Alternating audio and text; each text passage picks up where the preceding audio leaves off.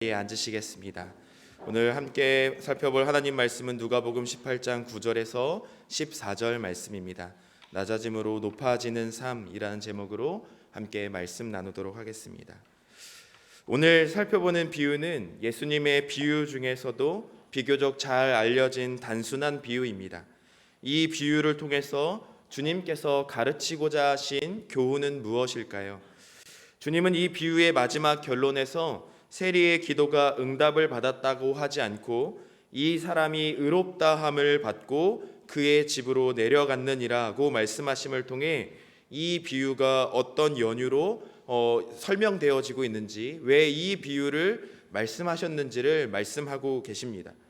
또한 비유를 시작하시면서 이 비유의 대상을 자기를 의롭다고 믿고 다른 사람을 멸시하는 자들에게 라고 말씀하셨습니다. 한마디로 교만한 사람들을 대상으로 말씀하신 것입니다. 이들은 자기의 의로움을 믿고 하나님보다 자기를 더 믿음으로 불신앙적인 태도를 가지고 있는 사람들입니다. 이 비유의 뒤에 있는 말씀들도 이런 생각을 지지합니다. 누가복음 18장 15절에서 16절에는 어린아이 하나가 예수님께 나아오는 것을 막지 말 것을, 그래서 천국은 이 어린아이와 같은 자들의 것이라 주님이 말씀하셨고, 또 17절부터 30절까지 이어지는 긴 부자 관리에 관한 이야기를 통해서 주님께서 그가 무엇을 혹은 누구를 전적으로 신뢰하고 있는가에 관해서 말씀하셨습니다.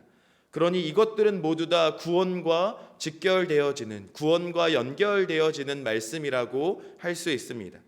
어린아이들이 자기의 무능력함을 알고 부모만 의존하며 하나님을 믿고 은혜를 바라보는 자인가, 아니면 부자 관원처럼 자신이 율법을 지킬 수 있고 무엇을 행함으로써 영생을 얻을 수 있다고 자기 자신을 신뢰하고 재물을 의지하고 있는가에 대한 도전입니다. 결국 바리새인과 세리의 비유로부터 이어지는 말씀들을 통해 우리 주님께서는 교만과 겸손이라는 주제를 반복해서 말씀하고 계신 것입니다. 예수님의 비유에는 유대 사회의 양극단에 자리한 두 사람이 대조되어지고 있습니다. 한 사람은 바리새인이고 한 사람은 세리였습니다.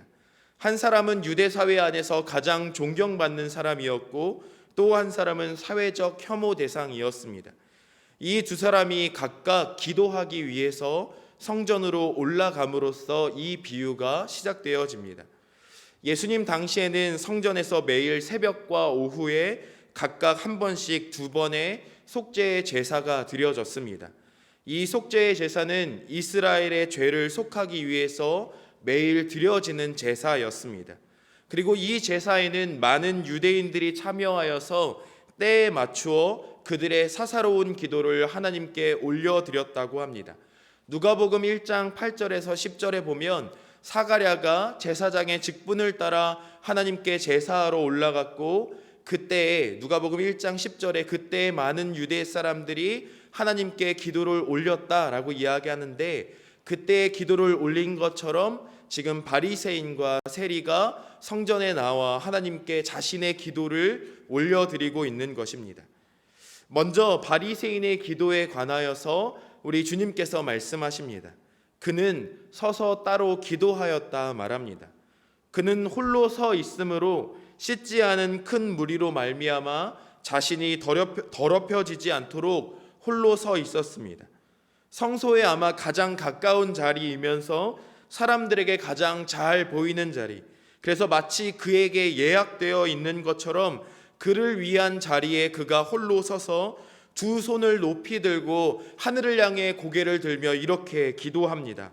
하나님이여, 나는 다른 사람들 곧 토색, 불의, 간음하는 자들과 같지 아니하고 이 세리와도 같지 아니합니다. 그 아니함을 감사하나이다. 그는 자신의 신앙생활을 잘 할 수 있는 것에 관하여서 감사의 기도를 올려드리고 있습니다. 세상에서 자신의 이익을 위해서 신앙을 타협하는 사람들이 많지만 그가 바리새인으로서 자신의 신앙의 정조를 지키고 살아간다는 것은 감사한 일이 아닐 수 없습니다. 남을 비교하는 것만 아니라면 내가 세상과 다르게 살아가며 하나님의 말씀을 잘 지키고 살아갈 수 있음에 감사하는 이 기도는 그리 나쁜 기도가 아니고 어쩌면 오늘 우리가 드리고 있는 기도의 한 모양일 수도 있습니다. 그는 토색, 즉 도둑질, 불의나 간음하는 자, 그리고 유대인의 혐오 대상이 아닌 세리와 같지 아니한 것을 감사하고 있습니다. 또 바리새인은 이어서 나는 일해에 2번씩 금식하고 또 소득의 11조를 드리나이다 하고 기도하고 있습니다.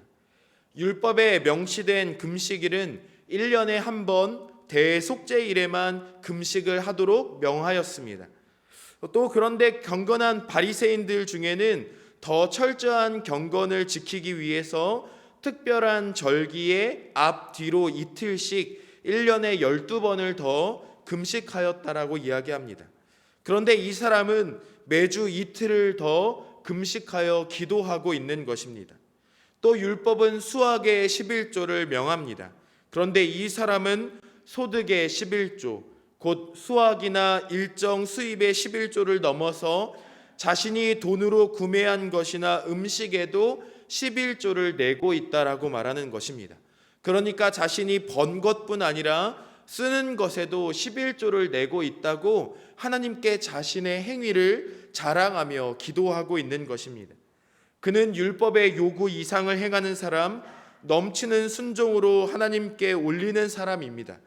이런 것이 자발적인 헌신이라고 한다면 그것은 나무랄 것이 아니라 도리어 칭찬할 일이라 할 수 있습니다. 주님께서도 이 비유에서 이 사람의 삶이나 행위 자체를 비난하고 계시지는 않으십니다. 바리새인이 거리에 서서 모든 사람이 듣도록 큰 소리로 기도할 때 정반대에는 세리가 있었습니다. 세리도 바리새인과 마찬가지로 기도하기 위해 성전에 올라왔습니다. 그러나 그는 멀리 서서 기도하였습니다.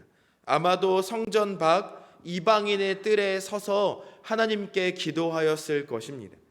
세리는 감히 눈을 들어 하늘을 쳐다보지도 못하였고 이는 그가 하나님 앞에 감히 나아갈 수 없는 죄인임을 깨닫고 있음을 보여주는 표현입니다. 또 그는 가슴을 쳤다라고 이야기합니다. 가슴을 치는 행위는 유대 남자들에게서 흔히 볼 수 있는 것이 아니었습니다. 가끔 가슴 아픈 장례에 참석한 여자들이 가슴을 치고는 하지만 다수의 경우에는 그렇게 행하는 일이 없었습니다. 성경에도 예수님이 십자가에 달려 돌아가시는 그때에 사람들이 가슴을 치며 슬퍼하였다라고 언급되고 있습니다. 그러니까 유대 사회에서 가슴을 치는 행위는 남자건 여자건 상관없이 정말로 비통하고 슬픔 가운데가 아니라면 딱히 행하는 행위가 아니라는 것입니다. 그런데 지금 세리는 자신의 가슴을 치며 기도하고 있습니다. 이것은 그가 지금 자신의 상태를 매우 비참하고 비통한 상태라고 이해하고 있는 것이며 자신의 그러한 비통하고 비참한 상태를 괴로워하고 있음을 보여주는 것이고 그가 남들의 시선을 의식하지 않고 오직 하나님만을 바라보며 하나님만을 전적으로 의존하고 신뢰하며 기도하고 있는 것을 보여주고 있는 것입니다. 그리고 그는 하나님이여 불쌍히 여기소서 나는 죄인이로소이다 하며 읊조릴 뿐입니다. 그의 기도에는 다른 미사 어구가 없습니다. 그의 기도는 납작 엎드려 하나님께 자신의 상태를 아뢰고 그저 하나님의 자비하심과 하나님의 속죄의 은혜만을 구하고 있습니다. 그가 자신의 상태를 얼마나 철저하게 낮추는지는 그의 기도에서 불쌍히 여겨달라는 말에서 알 수 있습니다. 보통의 경우에 불쌍히 여겨달라는 이 말은 누가복음 18장 우리 뒤 이어지는 이 맹인의 외침에서 여리고의 맹인이 다윗의 자손 예수여 나를 불쌍히 여기소서 할 때 이 불쌍히 여기소서에 사용된 헬라어 엘레에오라는 단어를 주로 사용합니다. 신약 성경의 다른 부분에서도 불쌍히 여기소서라고 이야기할 때는 보통 엘레에오라는 단어를 사용합니다.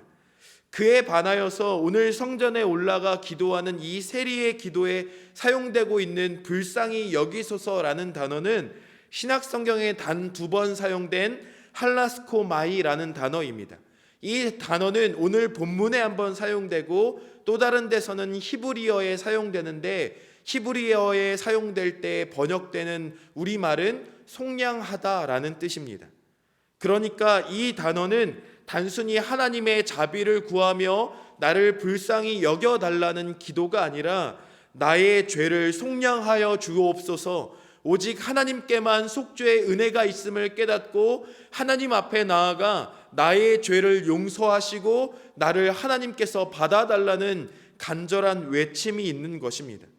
그런데 기억할 것은 지금 이 세리가 나온 것은 이스라엘의 속죄의 제사가 행해지고 있는 때라는 것입니다. 그러니까 제사장들이 이스라엘의 죄를 속하여 달라고, 이 백성의 죄를 용서해 달라고 제사를 드리고 있음에도 그는 다시 한 번 더 자신의 죄를 하나님께 고백하면서 속죄의 은혜를 구하고 있는 것입니다. 그는 이 속죄의 제사로도 어찌할 수 없는 자신의 상태를 알았습니다. 이 제사로도 해결되지 않는 자신의 죄의 문제를 하나님 앞에 솔직하게 내어놓으면서 하나님의 값없는 은혜를 구하고 있는 것입니다. 그는 예수님의 말씀처럼 심령이 가난하고 애통하는 마음으로 구하는 사람입니다. 그는 자신의 심령의 가난함을 깨달았습니다. 그 어떤 것으로도 자신의 심령을, 자신의 영혼을 채울 수 없음을 깨달아 아파하며 가슴을 치며 애통하는 사람이었습니다.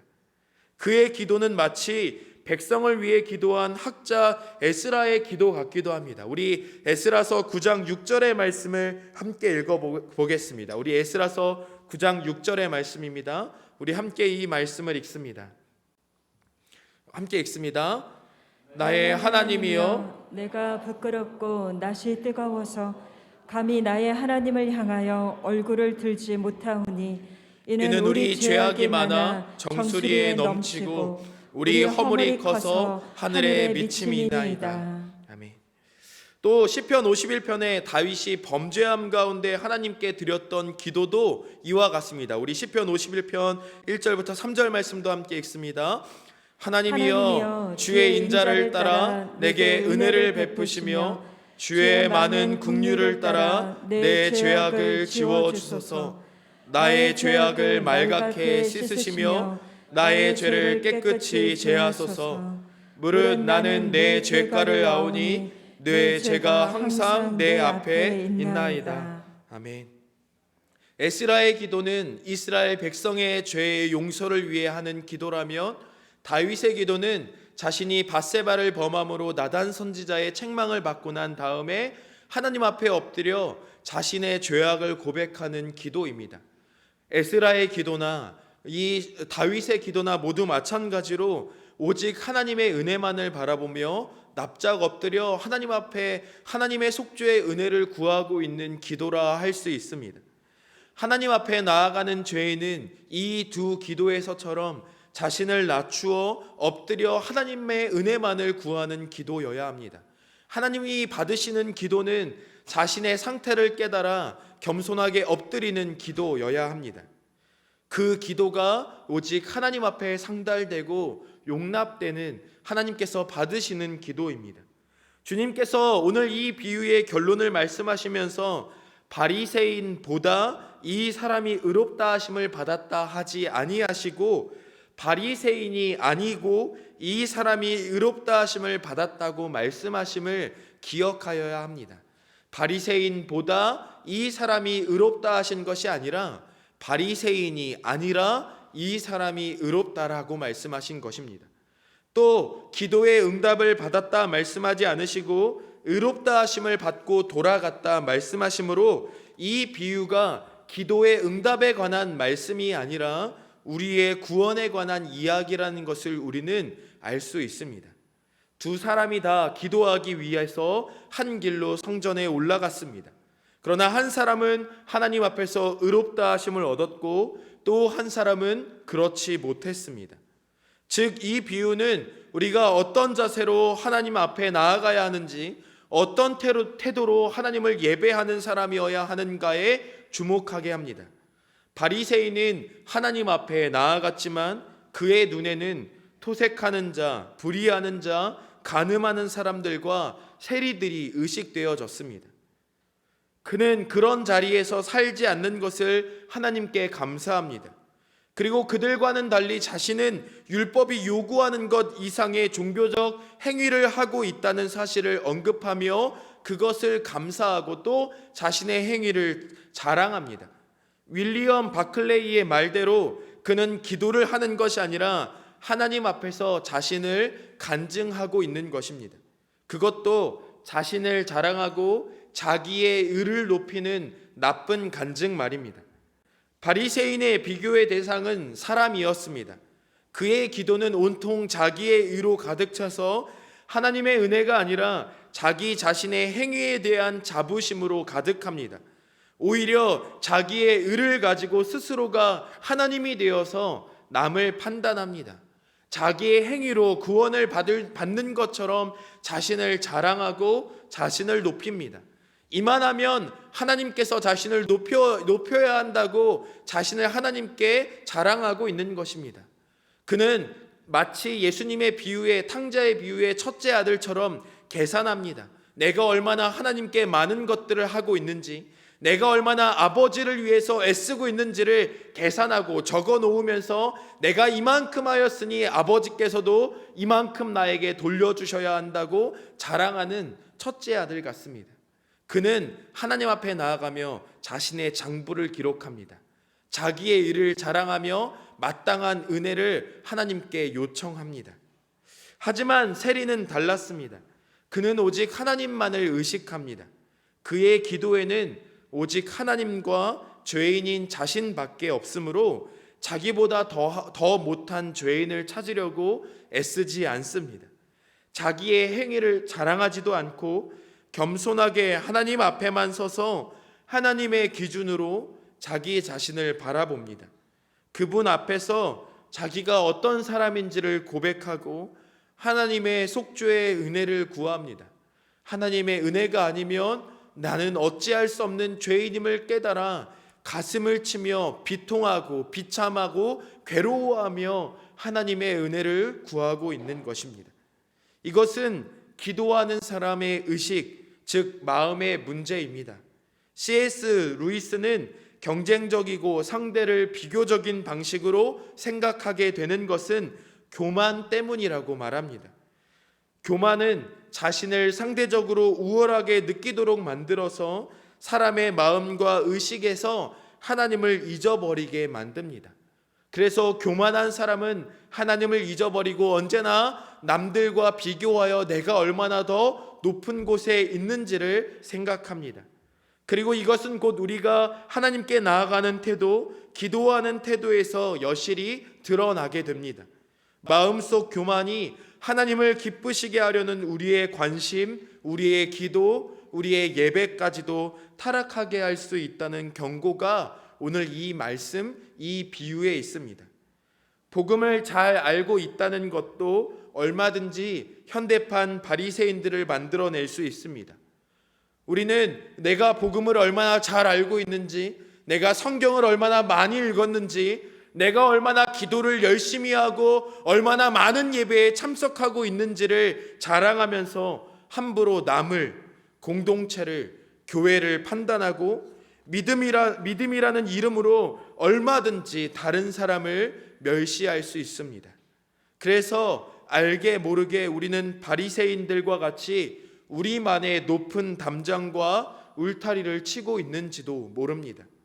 실로 무서운 일이고 우리는 이 비유를 통해서 말씀하시는 주님의 경고를 늘 인식해야 합니다. 필립 얀시가 내 안에 하나님의 은혜가 없다라는 책에서 이런 이야기를 한 적이 있습니다. 하루는 자신의 친구가 자신에게 찾아와 자신의 깊은 고민을 털어놓았다고 합니다. 그 친구는 목사였는데 하루는 자신의 교회에 자신의 몸을 파는 여자가 자신에게 찾아와 자신의 고민을 털어놓았다고 이야기합니다. 그 여자가 깊은 밤중에 자신의 친구에게 털어놓은 고민은 자신의 3살 난 딸 아이를 비정상적인 성욕을 가지고 있는 남자에게 내어준 이 일을 자신에게 털어놓았다는 것입니다. 자신이 돈을 받고 몸을 파는 것보다 자신의 딸 아이를 내주는 것이 더 많은 돈을 받기에, 그것이 내 가족을 더 잘 먹여 살릴 수 있기에 자신의 딸 아이를 내어 주었다는 것입니다. 미국의 법에서 그것은 아동학대에 해당합니다. 그리고 그 아동학대에 관한 이야기를 들은 자는 반드시 신고하여야 하고, 신고하지 않는 자도 아동학대로 처벌을 받습니다. 이 목사가 그 여자의 딱한 사정을 알고 어떻게 그녀를 위로하여야 할지, 어떻게 이 문제를 해결해야 할지 방법이 떠오르지 않아서 필립 얀시를 찾아온 것입니다. 그리고는 그가 이렇게 이야기합니다. 그녀를 향해 이렇게 이야기했다고 합니다. 왜 교회를 찾아가지 않았나요? 왜 근처의 교회에 가서 이 문제를 해결하지 않았나요? 그랬더니 그 여자가 손사래를 치면서 이렇게 이야기했다고 합니다. 아니, 나는 교회에 갈 수 없습니다. 나를 쳐다보는 그들의 눈빛, 그들의 시선, 그들의 행동을 참을 수 없기 때문에 나는 결단코 교회에 나갈 수 없습니다. 사랑하는 성도 여러분, 우리는 알게 모르게 우리의 높은 울타리, 높은 담장을 치고 있을지도 모릅니다. 내가 하고 있는 예배, 종교적인 행위와 경건을 가지고 하나님 앞에 나아가며 나 스스로를 자랑하고 다른 이들을 경멸하고 있는지도 모르겠습니다. 오늘날 우리 교회가 얼마나 다른 이들에게, 세상 사람들에게 높은 담장을 치고 있는지, 우리 교회가 혹시 그러고 있지는 않은가 돌아보아야 할 것입니다. 무릇 자기를 높이는 자는 낮아지고 자기를 낮추는 자는 높아지리라. 바리새인은 버려졌고 세리는 의롭다 하심을 입었습니다. 말씀을 들으며 바리새인의 모습에서 자신을 발견하는 자들만이 세리의 자리로 옮겨가는 은혜를 입게 됩니다. 다수의 사람들이 나는 바리새인이 아니라 세리라 여길 것입니다. 사실 교회 안에 바리새인처럼 행동하면서 다른 사람을 경멸하거나 비난하는 사람은 그리 많지 않습니다. 대부분의 경우가 나는 세리입니다 하는 마음으로 겸손하게 하나님 앞에 나아가 기도할 것입니다. 하지만 정직하게 바리새인의 모습에서 나 자신을 발견할 때 우리는 우리 안에 상한 심령을 발견하게 될 것입니다. 은밀한 가운데 나도 알게 모르게 숨겨져 있던 내 안에 바리새인을 발견할 수 있다는 것입니다. 우리는 알게 모르게 바리새인 같이 살아가기도 합니다. 우리는 알게 모르게 다른 사람을 비난하거나 경멸하는 자세로 살아가고 있었는지도 모릅니다. 그래서 우리는 우리 안에 바리새인을 발견하여 우리 안에 상한 심령을 하나님 앞에 내어놓을 수 있어야 합니다. 그것이 바로 은혜입니다. 우리 안에 내주하시는 성령 하나님께서 우리 안에 있는 바리새인을 책망하시고 그 상한 마음으로 하나님 앞에 나아가게 하시는 것, 그것이 바로 은혜라는 것입니다. 다윗은 자기 안에서 그것을 발견하였습니다. 그리고 우리가 아까 살펴보았던 시편 51편의 참회의 시를 기록하였습니다. 우리 시편 51편 17절 말씀을 함께 읽어보겠습니다. 우리 함께 말씀을 읽어봅니다. 시편 51편 17절입니다. 함께 읽습니다. 하나님께서 구하시는 제사는 상한 심령이라. 하나님이여, 상하고 통회하는 마음을 주께서 멸시하지 아니하시리이다. 다른 말씀에서 하나님은 나는 상한 갈대를 꺾지 아니하고 꺼져가는 등불을 끄지 아니한다고 말씀하셨습니다. 하나님은 상하고 통회하는 그 마음으로 드리는 예배를 기뻐하시고 그 예배를 더 사랑하십니다. 자기를 낮추는 자를 높이시는 하나님, 절망한 자, 마음이 상한 자를 품으시는 하나님을 다윗은 기억하고 있었습니다. 이사야 선지자도 비슷한 고백을 하나님께 올려드리고 있습니다. 우리 이사야서 57장 15절 말씀도 함께 읽어봅니다. 함께 읽습니다. 지극히 존귀하며 영원히 거하시며 거룩하다 이름하는 이가 이와 같이 말씀하시되 내가 높고 거룩한 곳에 있으며 또한 통회하고 마음이 겸손한 자와 함께 있나니 이는 겸손한 자의 영을 소생시키며 통회하는 자의 마음을 소생시키려 함이라. 아멘. 하나님이 찾으시고 하나님이 기억하시는 예배, 하나님이 기억하시고 하나님이 찾으시는 사람은 통회하고 마음이 겸손한 사람입니다. 빌립보서 말씀에도 주 예수 그리스도와 같이 그 마음을 우리가 배우라 사도 바울이 이야기합니다.